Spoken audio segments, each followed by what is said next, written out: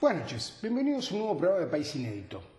Hay una novedad, a partir del lunes próximo usted puede ver este programa en Facebook. Pone Facebook, País Inédito y va a empezar a ver todos los programas que están desde este año. Una iniciativa del canal que se lo agradecemos por la cantidad de gente que nos estaba pidiendo cómo poder ver las repeticiones de los programas.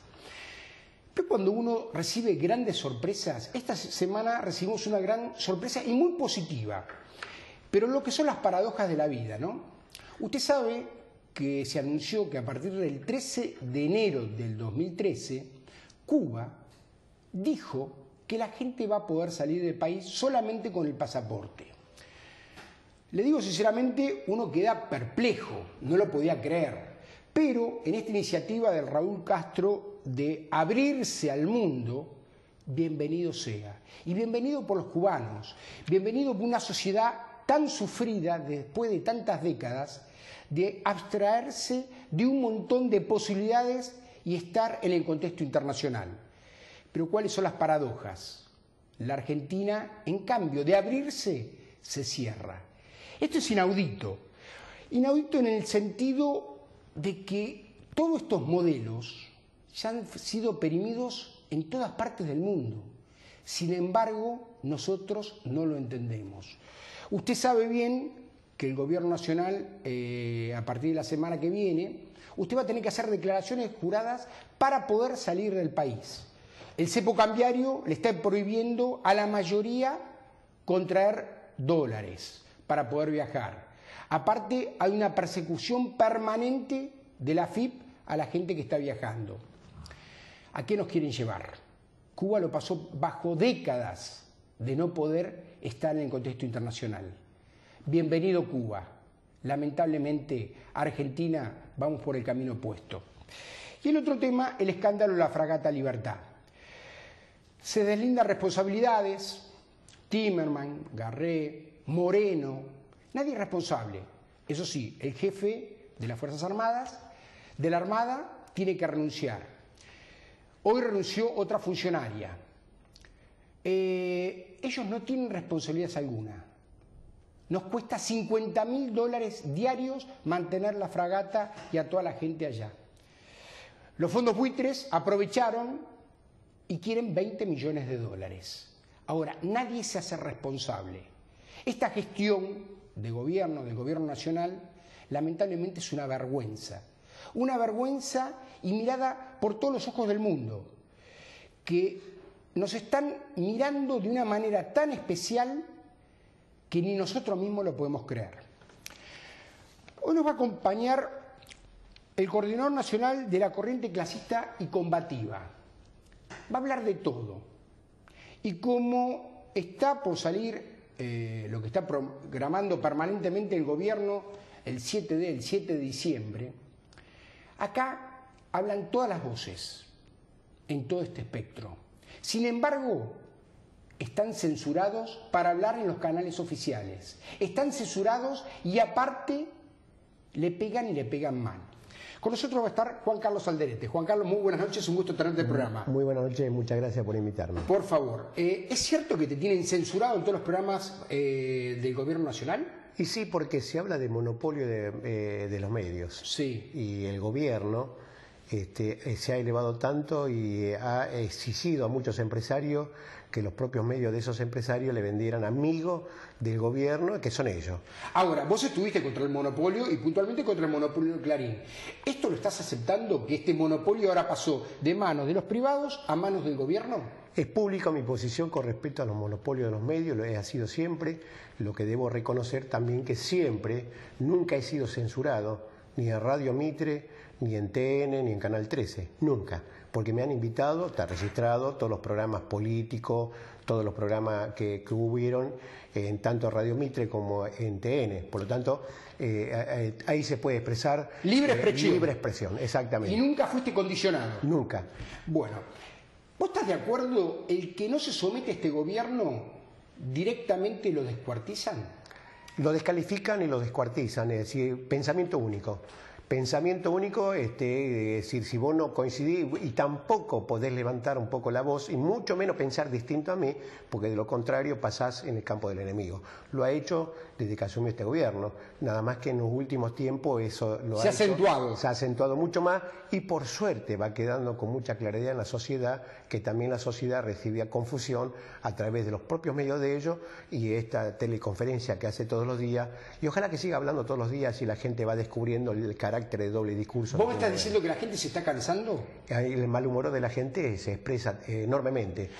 Este gobierno habla con un doble discurso, quiere beneficiar a las clases bajas, a las clases indigentes y sin embargo cada vez las perjudica más. ¿Es así o no estás de acuerdo? Permanentemente quieren hacer enfrentar a los pobres con la clase media, con la clase alta, permanentemente. El enfrentamiento es el que el gobierno saca, reditúa políticamente. Y creemos nosotros que la realidad no es así. Es decir, nosotros también hemos sido acusados por este gobierno de golpista, de oligarca, por haber tenido una posición en el campo. Por defender el campo. Es decir, yo me ubico como trabajador. Yo no me puedo olvidar de la historia de nuestro país.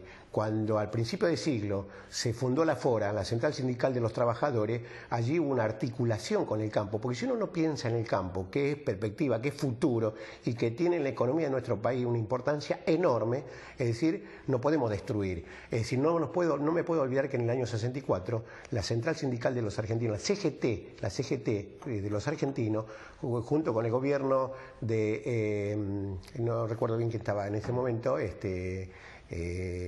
ILIA, es decir, hicieron la reforma agraria. Y que dio un resultado espectacular. No me puedo olvidar de Lisandro de la Torre. Bueno, ahora, cuando vos empezaste a apoyar este proyecto de la 125, en ese momento estaba Néstor Kirchner, a partir de ahí te empezaron a cortar toda resistencia y todo lo que necesitaba para seguir creando puestos de trabajo. Ya venían ellos que la cooptación, la política, la cooptación y compra de dirigentes la tuvieron de apenas asumieron. Sí. Eso se agudizó mucho más en ese momento, es decir, o está conmigo o está en la vereda de enfrente. Entonces allí es, si vos no está conmigo, ni agua para ustedes, muerte para ustedes. Así, con esas textuales palabras directamente le pasó a todos los ministros para que no nos atendieran los ministros a partir del 2008. Ahora, vos estuviste con Néstor Kirchner y estás viviendo este gobierno con Cristina Kirchner. ¿Qué diferencia hay entre uno y otro en la parte cómo están gobernando? Bueno, asumió con el 22%, es decir, la política que se ha dado de cooptación ha sido permanente, no es casual de que él se tiraba de los palcos para abrazar a la gente, es decir, el carácter populista, amistoso, de bueno, es decir, eso fue también por la política que se dio y no nos podemos olvidar que hubo una perspectiva y esperanza en la gente muy grande. Estábamos saliendo de una situación muy jodida que hace una crisis 2001, que nadie quiere volver para atrás. Es decir, cuando uno recuerda eso, decir, no quiero volver por favor para atrás con esa situación. El espanto. Exactamente. Ahora, ustedes más o menos construyeron alrededor de 5.000 viviendas. Después de que pasó este apoyo que ustedes hicieron al campo por la 125, ahí le empezaron a sacar todos los recursos. En ese momento ustedes construyeron estas viviendas que empezaron alrededor de los 23.000 pesos. Corregime si no es así. Hoy por hoy estas viviendas sociales salen 163.000 pesos y a su vez la gente paga cuotas de 50 pesos. ¿Por qué era la diferencia con las viviendas de Joclender o las Madres de Plaza de Mayo, que el valor del metro cuadrado era el doble que los que le pagaban a ustedes? Bueno, en primer lugar nosotros tenemos una concepción, es decir, como una concepción de trabajadores, que el trabajo dignifica, el trabajo genuino dignifica, el trabajo genuino es el organizador de mi familia, es un sueldo, un presupuesto que uno tiene que manejar para salud, para educación, para el bienestar de la familia. Por lo tanto, nosotros siempre hemos estado en contra de los programas sociales. En todo caso, para ir resolviendo el flagelo de la desocupación, los programas sociales tendrían que ser utilizados para capacitar, recapacitar en distintos oficios a la persona, que no se pierda esa cadena que se rompió en la producción, porque al romperse la cadena de producción uno puede tener toda la buena intención de poder ir a trabajar, pero también el mundo cambió, la tecnología, la robótica, es decir, por lo tanto... Vos me estás diciendo que ustedes pretenden que el gobierno le dé la caña de pescar y no el pescado. Exactamente, a todos los gobiernos le hemos hecho la misma propuesta, es decir, inclusive cómo entendíamos nosotros y qué tratamiento el Estado debería dar a esa persona,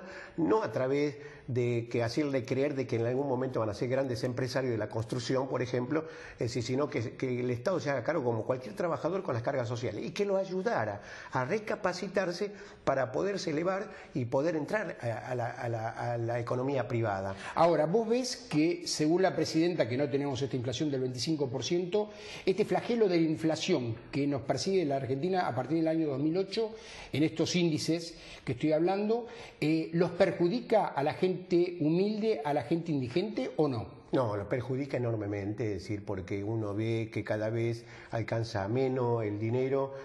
Hoy nosotros vemos en cada uno de los comedores que por mucha alegría lo estamos viendo de que se estaba cada vez menos chicos iban a comer, cada vez menos abuelos iban a comer, es decir, porque la familia encontraba una changa, a lo mejor una de las mujeres que trabajaba en una casa de familia, bueno, se iban resolviendo que era de comer juntos. Ahora se revirtió. Hoy, se revirtió enormemente en todos los comedores, han aumentado enormemente ya la cantidad de chicos, la cantidad de personas mayores y muchos de ellos que empiezan a perder las changas, porque muchos de ellos no tienen la posibilidad tampoco de entrar a una empresa por razones de salud o por razones de edad.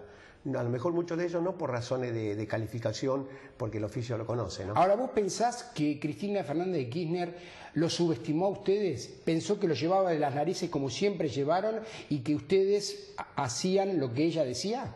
Yo creo que sí. Es decir, casi estoy seguro, porque en esto de cómo nosotros, debo ser sincero de que nos escuchó al principio Néstor Kirchner con esto de emergencia habitacional. ¿Por qué emergencia habitacional? Para resolver el problema habitacional que seguimos teniendo y se ha agudizado enormemente, pero que también tendrían que tener acceso a aquellos que menos tienen posibilidad de pagar una cuota elevada a una casa. La misma calidad, los mismos metros cuadrados de lo que puede hacer una empresa, nada más que por eso manejamos menos presupuesto, por eso nunca estuvimos de acuerdo en el presupuesto de Choclende, porque es otro tipo de vivienda, es decir, con una cuota elevada que no puede pagar cualquier obrero que gane poco salario o un desocupado. Perdóname, y aparte nadie sabía cuál iba a ser su vivienda, porque después iba por sorteo. Exactamente, inclusive no han puesto trabas de inicio, no han dado lugares, porque fue nuestra organización la única que firmó el convenio marco en todo el país cuando ningún intendente se negaba a hacer este programa de vivienda con una cuota que sea accesible para cualquier persona. ¿Por qué se negaban? Se negaban porque hay negocios, siempre hubo negocios, seguro como hay Cometa, cuando uno se presenta a una licitación, a eso lo empezamos a conocer más de adentro, es decir, en las municipalidades, que hay Cometa, hay que pasar por las ventanillas de algunos concejales para que sean aprobados los presupuestos que presentan. Y ahora, perdóname, ¿y estos presupuestos cuando se desfasaban, o sea, quedaban atrasados, cómo volvían a retornar a la normalidad?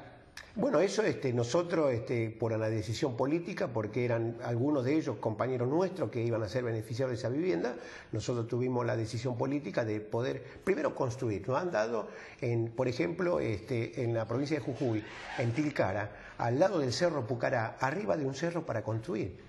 Es decir, con todo lo que significa el patrimonio de la humanidad, tiene que ser estilo colonial, pero no había un camino como llegar a esas tierras arriba del cerro. Y sin embargo construyeron. Lo hemos construido porque era un desafío muy grande para nosotros. Palpalá, nos dieron a un río que hace 500 años no pasa el agua, con piedras inmensas, el terreno todo no se podía construir, acá hay que construir.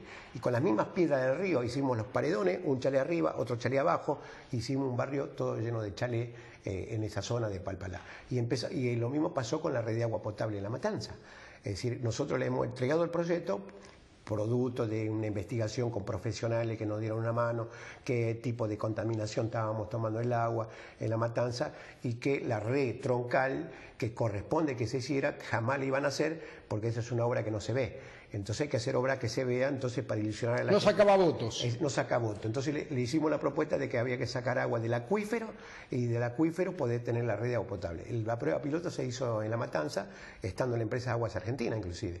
Bueno, hoy podemos decir que casi el 80% de La Matanza tiene agua potable de la red extraída del acuífero e inclusive hecha por compañeros desocupados. Ahora, ¿qué satisfacción para ustedes? Enorme, porque eso de que el gobierno ha dado permanentemente a los medios de que, bueno, somos visibles cuando cortamos una ruta o nos movilizamos, sí, pero lo que hacemos durante todo el año tenemos dificultad también nosotros de mostrar que nos ocupamos en salud, en educación.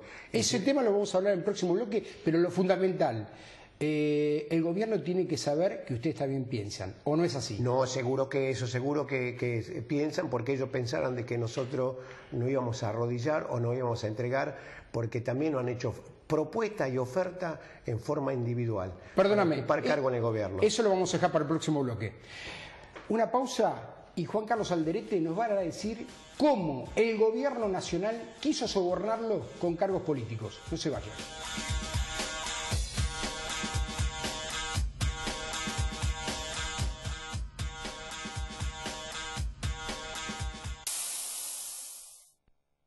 Gustavo se viste en Sastrería Jorge, artículos para caballeros. Avenida Maipú, 2446, Olivos, teléfono 4794-8869. Los invitados se preparan en Atelier Nina de Vito Estilistas. Avenida Maipú, 1084, Vicente López, teléfono 4718-0467. Va a Soho Hotel, ubicado en el exclusivo y ecléctico barrio de Palermo Soho. Se destaca por su diseño único, una mezcla perfecta de arte y modernidad, con amplias y luminosas habitaciones y un servicio personalizado. En Va a Soho Hotel, su estadía será inolvidable. En la vía pública, todos los caminos conducen a Publiafiches, impresión y fijación de afiches, desde Villa Ballester hacia todo el país. Publiafiches, 4768-3381. Llámenos. Y usted también anuncie así.